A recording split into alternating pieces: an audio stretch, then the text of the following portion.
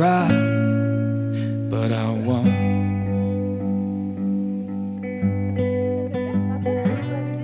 Follow me, she said. Yeah, she said.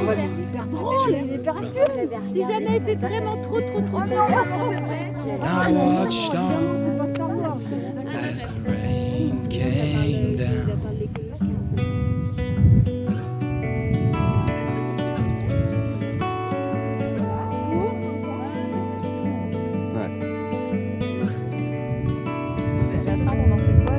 C'est pour marquer en fait.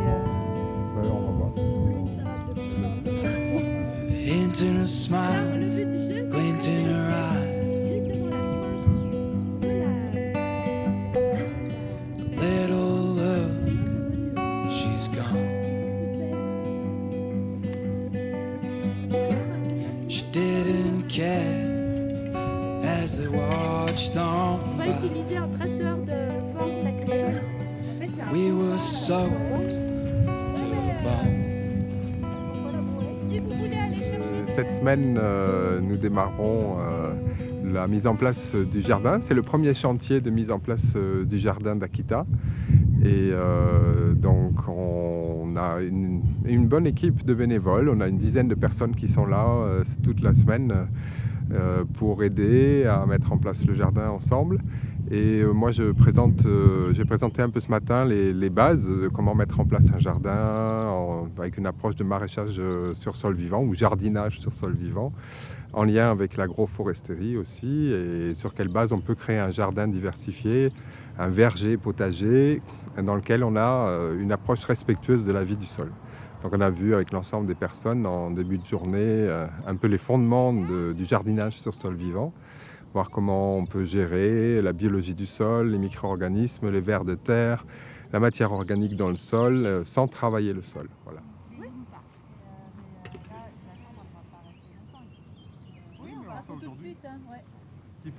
Donc Arlette et Agnès avaient déjà préparé vers les bâtiments le triskel et puis les bandes de culture sur lesquelles on va planter cette semaine des oignons et des salades.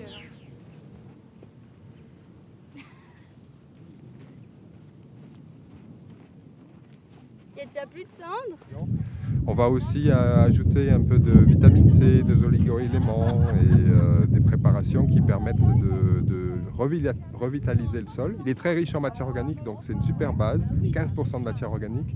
Et cette matière organique, aujourd'hui, elle est bloquée parce que le froid, l'altitude, le sol, ce qui fait qu'on va relancer un peu les processus biologiques dans ce sol pour que le jardin après puisse produire de beaux légumes et de bonne qualité et bien vigoureux. On commence par faire le cercle et on enroule.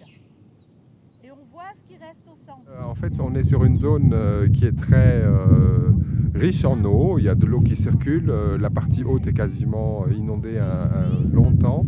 Ici, il y a de l'eau qui stagne aussi. C'est aussi lié au manque de porosité quelque part. Si on ramène la vie dans ce sol, il va y avoir beaucoup plus de porosité et l'eau pourra circuler plus librement aussi. Comme on crée aussi des planches de culture, on va être un peu en dehors de cette zone humide. Ceci dit, l'eau peut remonter. Donc c'est en amenant la vie dans le sol qu'on va permettre une meilleure circulation de l'eau aussi, où elle stagnera finalement beaucoup moins probablement. Si vous avez besoin qu'on vous remplace, hein. Ce qu'il faut bien dire, c'est qu'on n'amène pas de compost directement très décomposé, parce que c'est une matière qui devient inerte et qui ne stimule pas spécialement la vie du sol. Par contre, il faut amener des déchets ligneux qui ont de la lignine, qui est longue à décomposer, qui amène du carbone. Et c'est toute la cohorte de bactéries, de champignons, les vers de terre qui vont digérer cette matière, qui vont enrichir le sol et apporter l'azote en fixant l'azote de l'air et l'amener dans le sol. En fait, là, on a une nouvelle approche qui est propre à l'approche du maraîchage sur sol vivant, c'est de couvrir, d'amener du carbone au sol pour que le sol produise, ensuite fixe l'azote par la vie microbienne, tous les cycles qui se mettent en place. En fait, ça enrichit à terme le sol en azote.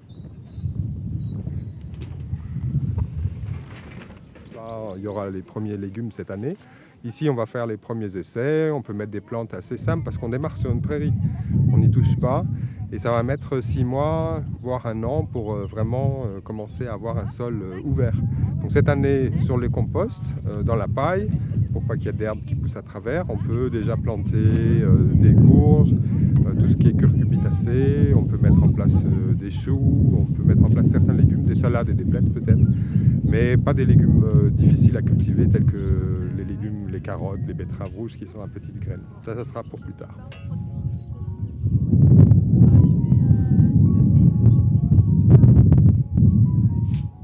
C'est une année de préparation du sol à travers des cultures qui aiment bien ça. La pomme de terre aussi est très adaptée pour occuper déjà l'espace. Elle peut pousser sur un support de prairie, peut travailler. Alors c'est sûr que cette année, ce n'est pas exemplaire.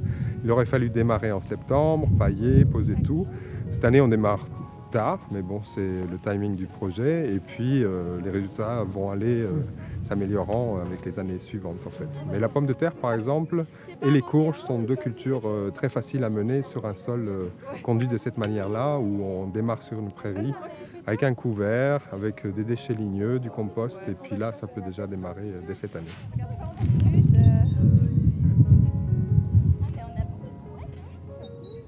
Nous, dans l'approche, en fait, si c'était au tracteur, on utilise des semoirs directs pour implanter, faire des sursemis. Donc on va faire un semis dans la prairie, comme ça on pourrait faire un semis si on était équipé du bon matériel, pour qu'il y ait d'autres plantes qui s'installent progressivement. Et d'année en année, chaque année on refait un sursemis et on modifie la cohorte de plantes qui poussent ici. Par exemple, il y a très peu de légumineuses, il y a quelques graminées mais qui sont herbacées. Et là, on va quand même faire quelque chose qui va dans cette direction-là. On va semer à la main un mélange de graminées, d'orge ou d'avoine, surtout d'avoine, et de quelques légumineuses, sainfoin, luzerne, et puis on va les semer à la volée.